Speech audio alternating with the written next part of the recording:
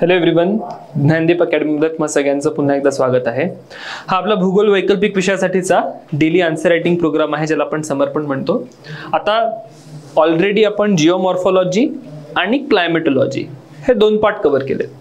इथून पुढचा पार्ट आहे ओशनोग्राफी. आता ओशनोग्राफी आपण सध्या जात नाहीये, आपण बायोजिओग्राफी आणि एन्व्हायरमेंटल जिओग्राफीचे पार्ट पहिले कव्हर करू आणि त्यानंतर आपण ओशनोग्राफीवर समोर जाऊ. आता तुम्ही जर हे लेक्चर्स अटेंड नसेल केले, बघितले नसेल तर एकदा पूर्ण सिरीज बघा. आज जवळजवळ 30वा पार्ट आहे याचा. जवळजवळ 30 प्रश्न आपण डिस्कस केलेली आहेत स्पेसिफिकली जिओमॉर्फॉलॉजी आणि क्लायमेटोलॉजी मधनं. आता तुम्ही इमॅजिन करू शकता की हा जो नंबर आहे, नंबर किती महत्वाचा आहे, कारण की एका छोट्या छोट्या सेक्शनवर जेव्हा तुम्ही इतके प्रश्न डिस्कस करत आहात तर निश्चितच बाय द एंड ऑफ पूर्ण सिलेबस, पूर्ण आपली ही जी सिरीज जेव्हा संपेल, सगळे सिलेबसचे पॉइंट्स डिस्कस झालेले राहतील, तर जवळजवळ सिलेबसच्या प्रत्येक पॉइंटवर आपण एक प्रश्न डिस्कस केलेला असेल आणि ती तुमची प्रिपरेशनची स्ट्रेंथ आहे. त्यातनं तुम्ही शिकलेले असाल, खूप साऱ्या गोष्टी नवीन शिकलेले असाल, उत्तर लेखन कसं करावं हे शिकलेले असाल, नवीन नवीन टॉपिक तुम्हाला त्यातनं कळलेले असतील आणि तुमच्या नोट्समध्ये त्यातनं खूप सारी भर झालेली असेल. तर न चुकता ही पूर्ण सिरीज फॉलो करा, तुम्हाला नक्कीच याचा फायदा होईल. वळूया आजच्या प्रश्नाकडे. प्रश्न आहे विभागीय आणि अविभागीय मृदांवर लघु टिप लिहा. एक फंडामेंटल मुद्दा सांगतो. बायोजिओग्राफीमध्ये काय काय प्रश्न विचारले जातील तर त्याचा लिमिटेड स्कोप आहे. जर तुम्ही बायोजिओग्राफीचे टॉपिक्स बघितले, खूप सारे टॉपिक्स आहेत, पण त्या सर्वच्या सर्व टॉपिक्सवर प्रश्न विचारले जात नाही. ठीक आहे, बाय अँड लार्ज काही मोजके त्या ठिकाणी टॉपिक्स तुम्हाला दिसतील ज्यावर प्रश्न विचारले जातील. सगळ्यात पहिला टॉपिक आहे सॉइल्स त्यातला. ठीक आहे, येणाऱ्या क्वेश्चन्स मध्ये मी तुम्हाला सांगेल कोणकोणते आणखी महत्त्वाचे टॉपिक्स आहेत. ते सगळेचे सगळे महत्त्वाचे टॉपिक आपण पहिले कव्हर करू, त्यांची उत्तरं काय काय लिहायची ती आपण समजून घेऊ. मृदांवर जेव्हा प्रश्न विचारला जाईल, एक बघा, भारतीय मृदा वेगळ्या झाल्या, तांबडी मृदा, जांभी मृदा, हा सगळा जो भाग आहे तो आपण भारतीय मृदांमध्ये डिस्कस करतो. तो जनरल स्टडीजच्या पर्स्पेक्टिव्हने त्या मृदा झाल्यात. ऑप्शनल मध्ये पेपर 1 मध्ये जेव्हा आपण मृदांची चर्चा करतो त्यामध्ये थोडासा सायंटिफिक अप्रोच आहे, तिथे कुठेतरी ऑप्शनल तुम्हाला रिफ्लेक्ट होताना दिसतं, राईट. आणि मग मृदा संबंधी जर प्रश्न असेल तर पहिला प्रश्न असतो तो म्हणजे मार्बत. एक सायंटिस्ट आहे ज्याचं नाव आहे मार्बत आणि मार्बतनी एक क्लासिफिकेशन दिलेलं. ठीक आहे, विभागीय मृदा आणि अविभागीय मृदा अशा प्रकारचं एक क्लासिफिकेशन आहे. हे क्लासिफिकेशन तुम्हाला येणं अत्यंत आवश्यक आहे. यावर UPSCने ऑलरेडी बरेचसे प्रश्न विचारले, पण मोस्ट इंटरेस्टिंग पार्ट, जवळजवळ सर्वच्या सर्व प्रश्न हे लघु टिप असेच होते की विभागीय आणि अविभागीय मृदा यावर लघु टिप लिहा, so on and so fourth. तर या व्यतिरिक्त काही दुसरा प्रश्न याच्यामध्ये येणार नाहीये. ठीक आहे, MPSCला पण प्रश्न येईल डिस्क्रिप्टिव्ह पॅटर्नमध्ये, तो असाच काहीतरी येईल. अजून काय प्रश्न विचारला जाऊ शकतो? जनरली आता हा प्रश्न विचारला गेला नाहीये, पण मी एक सेफर साईड प्रिपरेशन करून ठेवतो, राईट. सिलेबस मध्ये डायरेक्टली तुम्हाला हे मेन्शन केलेलं नाहीये. एक USDAचं क्लासिफिकेशन असतं, United states department of agriculture, आणि मग यामध्ये एक 10-12 प्रकारच्या मृदा जागतिक स्तरावर आयडेंटिफाय केल्या गेलेल्या आहेत. ते दुसरं क्लासिफिकेशन आहे. थोडीफार माहिती याची सुद्धा असली पाहिजे, कदाचित कधीतरी हा प्रश्न विचारला जाईल आणि म्हणून मी ते प्रिपरेशन करून ठेवतो. सो मार्बतचं जे क्लासिफिकेशन आहे हे अत्यंत महत्वाचं आहे. पहिला प्रश्न याच्यावर विभागीय अविभागीय मृदा यांच्यावर लघु टिप लिहा. दुसरा प्रश्न थोडा डीप जाईल, विभागीय मृदांचे जे उपप्रकार आहेत त्याच्यावर लघु टिप विचारले जातील किंवा अविभागीय मृदांचे जे उपप्रकार आहेत त्याच्यावर लघु टिप विचारले जाईल. क्लिअर? तर अशाच प्रकारचे प्रश्न आहेत. तयारी सुद्धा खूप स्पॉट ऑन असली पाहिजे आणि गोष्टी या पर्टिक्युलर पार्ट मध्ये पाठ असल्या पाहिजे. ठीक आहे, रट्टा करून ठेवून द्या सगळेच्या सगळे मुद्दे, काय काय पॉईंट तुमच्या उत्तरामध्ये आले पाहिजे. आता हा एक खूप महत्वाचा प्रश्न आहे. मृदांचा टॉपिक तर समजून जातो, पण मग उत्तर लिहिताना नेमके स्पेसिफिक मुद्दे काय लिहायचे, लघु टिप विचारली गेली तर ते या ठिकाणी मी तुम्हाला आयडेंटिफाय करून देतो. तर सगळ्यात पहिला या ठिकाणी इंट्रोडक्शनचा प्रॉब्लेम सॉल्व्ह करा. इंट्रोडक्शन मध्ये काय लिहिलं जाऊ शकतं? तर सिंपल इंट्रोडक्शन मध्ये एक पॉइंट लिहिला जाऊ शकतो, तो म्हणजे मार्बतचा, राईट. आता मोनोटोनस आहे, सगळ्यांच्या उत्तरांमध्ये हेच असणार आहे, तुमच्या हे उत्तरामध्ये हेच असेल. तर भूगोलाचे काही प्रश्न असे असतील ज्या ठिकाणी काही खूप जास्त व्हेरिएशन्स किंवा खूप जास्त नाविन्य केलं जाऊ शकत नाही, पॉइंट नंबर 1, आणि करणं अपेक्षित सुद्धा नाहीये. Nobody is expecting. मी तुमचा पेपर चेक करतोय किंवा कोणी आणखी तुमचा जर पेपर चेक करताय, माझी अपेक्षा हीच आहे, मार्बतचं नाव आलं पाहिजे. ठीक आहे, मगाशी मी सांगितलं विभागीय अविभागीय मृदा. ऍक्च्युअली मार्बत 3 प्रकार सांगतो, विभागीय, आंतरविभागीय आणि अविभागीय, झोनल, इंट्राझोनल आणि एझोनल सॉइल्स, राईट. आणि हे जे काही क्लासिफिकेशन्स आहे त्याच्याबद्दल तुम्हाला काही खूप जास्त डिटेल्स सांगायची गरज नाही. मी फक्त एवढं म्हणेल की मार्बतने अशा प्रकारचं काहीतरी सुचवलेलं आहे. पुढे मग डायरेक्ट मेन मुद्द्याला हात घालतोय.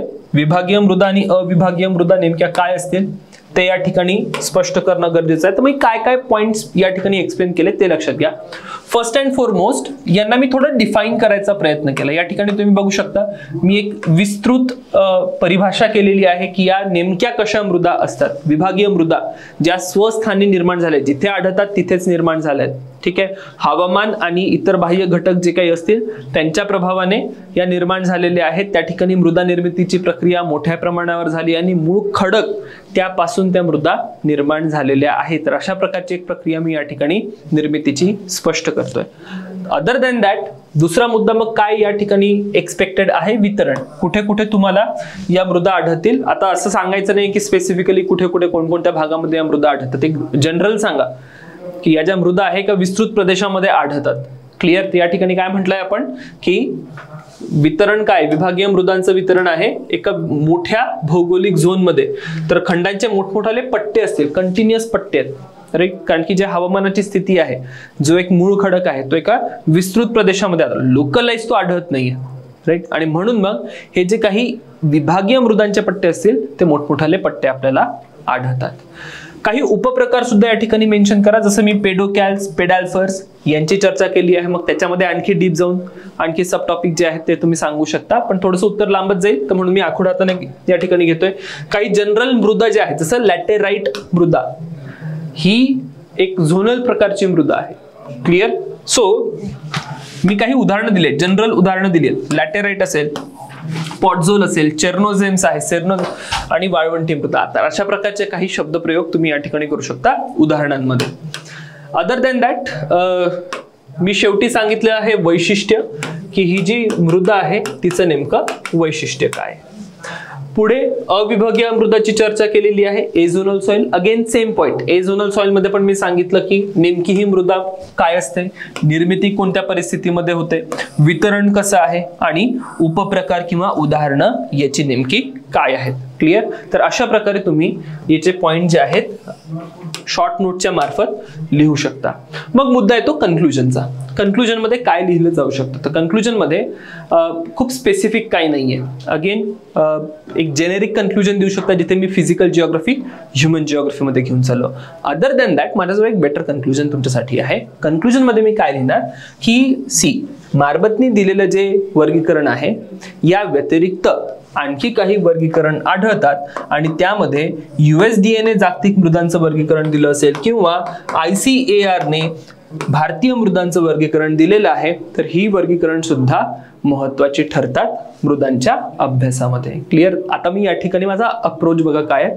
मला हे दाखवायचं होतं की मला फक्त आणि फक्त ज्या झोनल आणि एझोनल मृदा आहेत मारबतनी दिलेल्या त्याच्याबद्दलच माहिती नाहीये.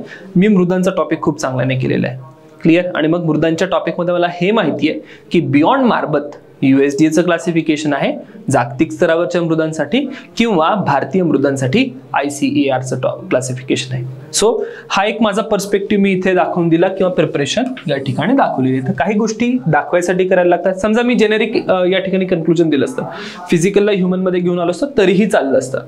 पण दोन कन्क्लुजन कम्पेअर करा. एक फिजिकल जिओग्राफी, ह्युमन जिओग्राफी मध्ये येते आणि दुसरं जे स्पेसिफिकली पुन्हा पुढे सांगते की बघा झोनल, एझोनल बियॉन्ड USDA आणि ICAR क्लासिफिकेशन आहे.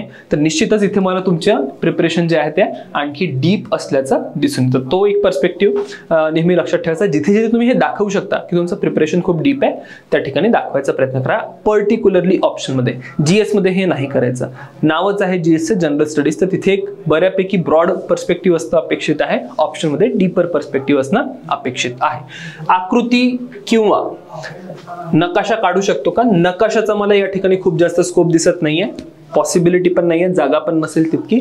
एक कदाचित तुम्ही ब्लॉक डायग्राम काढू शकता. ब्लॉक डायग्राम मध्ये मी काय दाखवणार, एक सिंपल की ज्या सॉइल्स आहेत मारबतचं क्लासिफिकेशन काय आहे. ठीक आहे. मग मारबतच्या क्लासिफिकेशन मध्ये 3 क्लासिफिकेशन्स, झोनल, इंट्राझोनल आणि एझोनल. राईट. अशा प्रकारची एक आकृती तुम्ही तुमच्या पेपरवर काढू शकता. तर हा होता आजचा प्रश्न. भेटूया आता पुढच्या प्रश्नामध्ये. Thank you everyone.